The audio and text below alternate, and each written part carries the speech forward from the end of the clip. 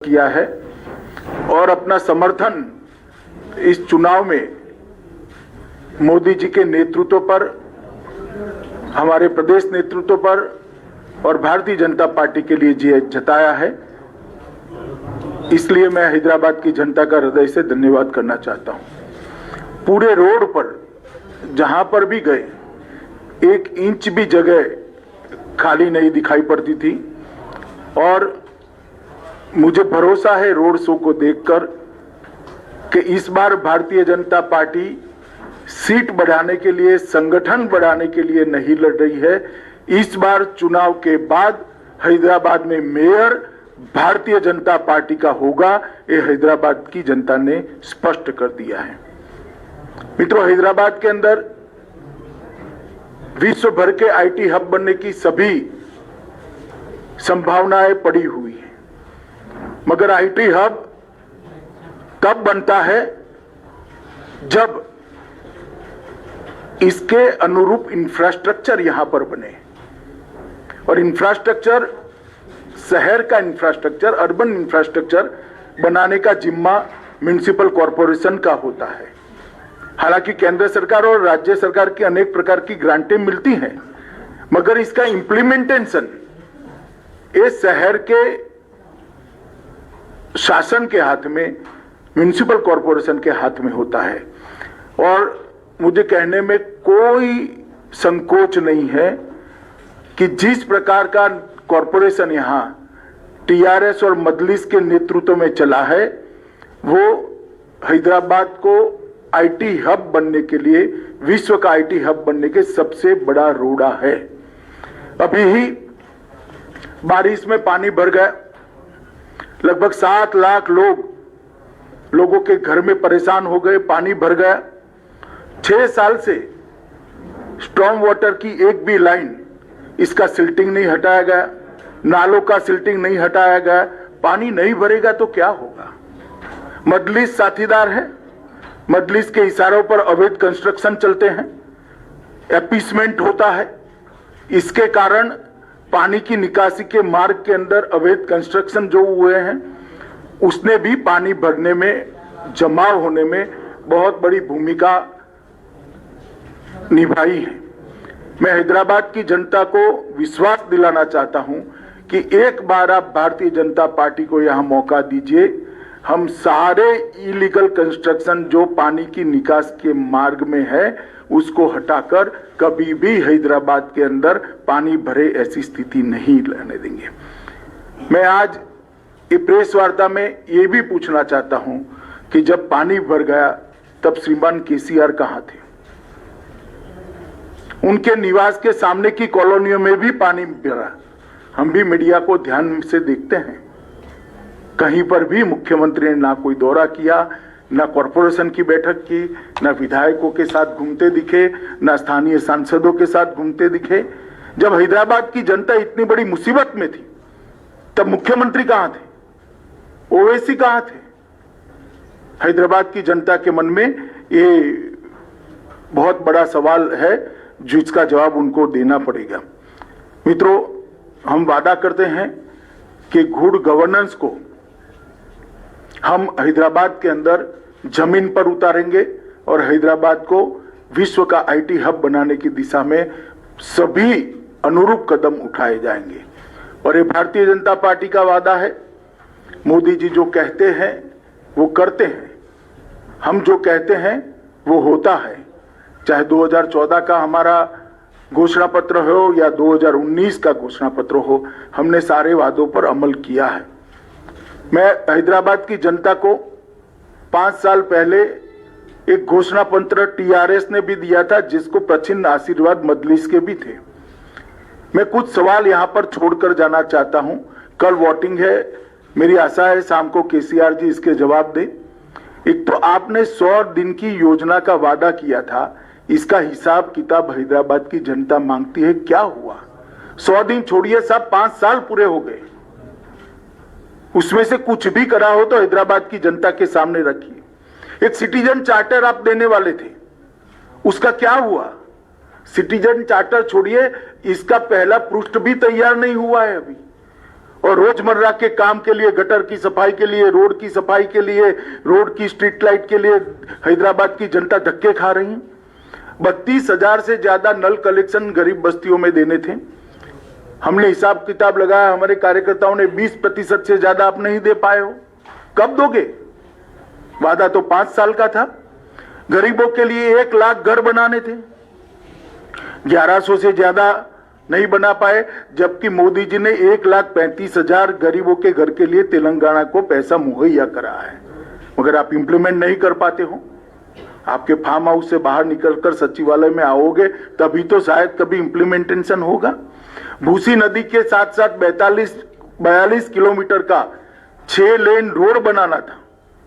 मेरा सभी मीडिया वालों को निवेदन है कि आपकी वैन जरा भूसी नदी के किनारे किनारे घुमाकर वो 6 लेन का रोड हैदराबाद की जनता को एक बार दिखा दीजिए जरा। हैदराबाद की जनता श्रीमान आपसे पूछती है कि वादों का क्या हुआ। 15 डंप यार्ड बनाने थे, एक डंप यार्ड का बोर्ड भी तो दिखा दीजिए, कहां गए वो 15 डंप यार्ड? 4 प्रेक्षागृह रविंद्र भारती की तर्ज पर आप बनाने वाले थे, क्या हुआ? 10,000 करोड़ की एक योजना लेकर आए थे आप, कहां गया 10,000 करोड़? कब खर्च किया? म्युनिसिपल कॉर्पोरेशन के बजट का योग भी बना ले तो इतना नहीं होता है।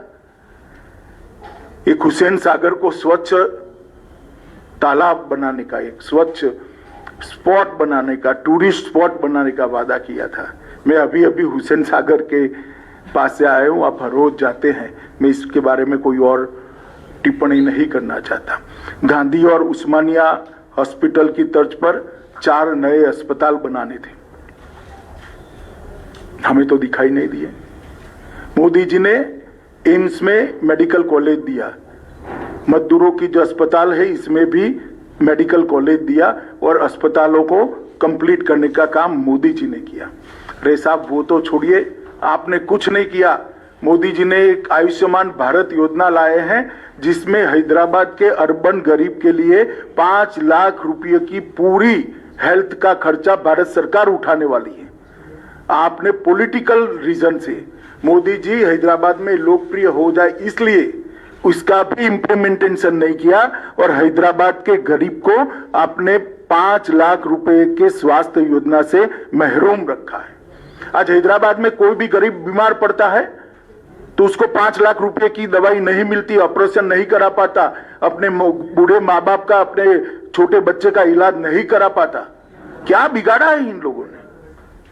मोदी जी की पॉपुलैरिटी तो वैसे ही केसीआर साहब होने वाली है।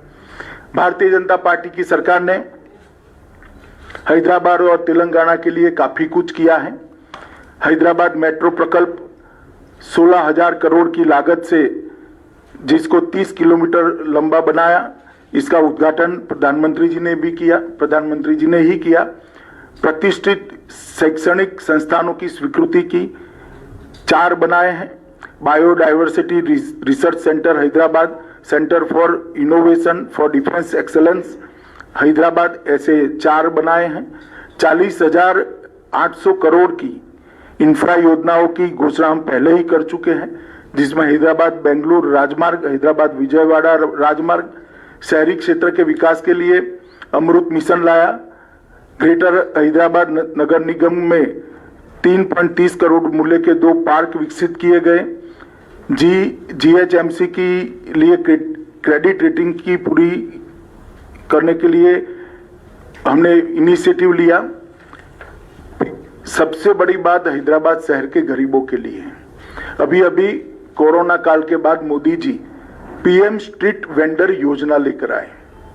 ये PM स्ट्रीट वेंडर योजना गरीब रेडी वालों के लिए है और मुझे कहते हुए आनंद होता है कि सबसे ज्यादा PM स्ट्रीट वेंडर योजना का फायदा अगर किसी एक राज्य को मिला है तो तेलंगाना को मिला है। 3 लाख लोगों को PM स्ट्रीट वेंडर योजना के तहत लोन देने का काम किया गया और सबसे ज्यादा किसी बड़े शहर में दिया गया है तो हैदराबाद को दिया गया है। 30,000 से ज्यादा PM स्ट्रीट वेंडर के लोन दिए गए। लगभग और 72 किलोमीटर लंबी रेल परियोजना मेट्रो की लागू हो रही है। इसके अलावे हैदराबाद के लिए पहले पासपोर्ट की बहुत बड़ी दिक्कत थी, अब पूरी व्यवस्था को प्रोफेशनलाइज कर दिया गया है और सारा काम टेक्नोलॉजी बेस कर एक अद्यतन पासपोर्ट ऑफिस यहाँ पर बनाने का काम किया है। और इसके साथ साथ हैदराबाद के अंदर ये आईटी का बड़ा हब है। देश भर के युवाओं के लिए मोदी जी ने ढेर सारे योजनाएं और ढेर सारे प्लेटफॉर्म उपलब्ध कराए हैं। इसका परिणाम है कि दुनिया भर में आर्थिक संकट है, मगर एफडीआई इनफ्लो सबसे ज्यादा भारत में है। एफआईआई इनफ्लो भी नवंबर में रिकॉर्ड जगह पे पहुंचा है। आईटी सेक्टर का इन्वेस्टमेंट जो हो रहा है, इसका सबसे बड़ा फायदा हैदराबाद को हो रहा है। हमने देखा है कि हैदराबाद में भारत की योजना और प्रधानमंत्री जी के सबसे संपर्क से कई बड़ी बड़ी कंपनियां आकर्षित होकर यहां पर अपना इन्वेस्टमेंट किया है और मेक इन इंडिया की चमक भी हैदराबाद के अंदर बढ़ी है। मोदी जी ने एक बहुत बड़ा रिफॉर्म किया है। अब न केवल वर्क फ्रॉम होम, इसकी जगह वर्क फ्रॉम एनीवेयर के लिए रास्ता खुला है और इसका सबसे बड़ा फायदा हैदराबाद के युवाओं को होने वाला है, जो आईटी प्रोफेशनल है उनको होने वाला है। ये मिनी भारत है। भारत भर के युवा यहाँ आते हैं, इनको वर्क फॉर होम की साथ साथ वर्क फ्रॉम एनीवेयर, ये योजना का सबसे बड़ा फायदा अगर किसी एक शहर के युवाओं को होना है तो वो हैदराबाद को होना है। स्टार्टअप के लिए भी बहुत ध्यान दिया गया है। ढेर सारी प्रायोरिटी में डिटेल में जाना नहीं चाहता, मगर स्टार्टअप को मोदी जी ने खुद एक थ्रस्ट देकर एक नए उद्यमियों के लिए एक बहुत बड़ा प्लेटफॉर्म तैयार किया है। इसका भी सबसे बड़ा फायदा हैदराबाद को होने वाला है। स्टार्टअप्स के लिए व्यापार में आसानी हो, इसके लिए एक नया बिजनेस फ्रेंडली इकोसिस्टम तैयार कर बहुत तेजी से इस पर आगे बढ़े हैं। ईज ऑफ डूइंग बिजनेस के अंदर भारत ने ग्लोबल रैंकिंग में बहुत बड़ी जंप लगाई है और इसके साथ साथ इनोवेशन इंडेक्स में भी हमारी रैंकिंग बहुत बेहतर हुई है। मित्रों, ये सबके कारण हैदराबाद जो मिनी भारत है, मिनी इंडिया है, इसके युवा प्रोफेशनलस को बहुत, उनके लिए एक क्षितिज बहुत बड़ी खुली है और इसका फायदा हो रहा है। मित्रों, मैं अंत में इतना ही कहना चाहता हूं कि मेरे साथ हमारे प्रदेश का नेतृत्व बैठा है। मैं आपको हैदराबाद की जनता को भरोसा दिलाना चाहता हूं कि हम हैदराबाद को नवाब निजाम कल्चर से मुक्त होकर एक मिनी इंडिया बने ऐसा शहर बनाने की दिशा में आगे बढ़ेंगे। निजाम कल्चर को त्याग कर एक आधुनिक शहर बने, इस प्रकार का हम हैदराबाद को बनाएंगे। यहाँ किसी का अपीसमेंट नहीं होगा, किसी के साथ अन्याय भी नहीं होगा। इस प्रकार की नई कार्य संस्कृति का विकास हम यहाँ पर करेंगे। हम डायनेस्टी से डेमोक्रेसी की ओर जाना चाहते हैं। चाहे ओवैसी साहब की पार्टी हो, चाहे टीआरएस की पार्टी हो, हमें तो बहुत सवाल करती हैं, मगर मैं पूछना चाहता हूं कि इतने बड़े तेलंगाना में आपके परिवार के अलावे आपको कोई नहीं मिलता है जी? आपके बाद आपका परिवार ही क्यों आता रहता है और किसी में टैलेंट ही नहीं है? हम डायनेस्टी से डेमोक्रेसी की ओर देश के लोकतंत्र को ले जाना चाहते हैं, हैदराबाद और तेलंगाना को ले जाना, भ्रष्टाचार से पारदर्शिता की ओर ले जाना चाहते हैं। भ्रष्टाचार सारी सीमाएं लांघ गया। अपने अपने रहन सहन को देख लीजिए तो आपको मालूम पड़ेगा कि किस प्रकार का भ्रष्टाचार तेलंगाना की जनता ने सहन किया है। तुष्टीकरण से हम सम विकास की ओर जाना चाहते हैं। किसी का अपीसमेंट नहीं करेंगे, सबको बरोबर मौके मिलेंगे और हैदराबाद की जनता का बहुत बड़ा हिस्सा जो अपमानित महसूस करता है अपने आप को, उनको हम भरोसा दिलाना चाहता है किसी की भी हिम्मत नहीं होगी आपको दोयम दर्जे के नागरिक बताने की। इस प्रकार का सम विकास का हम वातावरण करेंगे। बाढ़ से डूबे शहर को बाढ़ मुक्त शहर बनाना चाहते हैं। और मैं एक सवाल फिर से श्रीमान चंद्रशेखर राव जी से पूछना चाहता हूं, ये मजलिस के साथ आप जो समझौता करते हो, इसमें हमें कोई आपत्ति नहीं है, कोई आपत्ति नहीं, कर सकता है, लोकतंत्र में कोई भी व्यक्ति किसी के साथ भी जाता है, मगर गुप्त समझौता क्यों करते हो? इतनी हिम्मत क्यों नहीं है कि मजलिस के साथ खुलेआम सीट शेयरिंग कर लड़े? एक कमरे के अंदर इलू इलू कर आप सीटें बांटते हो। सार्वजनिक रूप से हैदराबाद की जनता के सामने अभी भी प्रचार में 1 घंटा बाकी कह दीजिए कि हाँ हमारा मजलिस के साथ समझौता है। क्यों हिम्मत नहीं है आपकी? इसका जवाब केसीआर और मजलिस दोनों ने होना चाहिए। और मित्रों, मैं मानता हूं कि आज सरदार पटेल के कारण ही ये हमारा तेलंगाना यहां से लेकर मराठावाड़ा तक और हैदराबाद भारत के साथ जुड़ा हुआ है। जिन्होंने उस वक्त पाकिस्तान में जाने की मुहिम चलाई थी, वो सभी संस्कृति से, ये निजाम संस्कृति से हम मुक्त कर एक विकसित शहर हैदराबाद को देना चाहते हैं।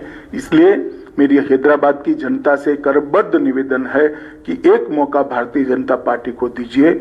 हम हैदराबाद को विश्व का आईटी हब बनने के लिए पूरे इंफ्रास्ट्रक्चर की तैयारी करेंगे और मोदी जी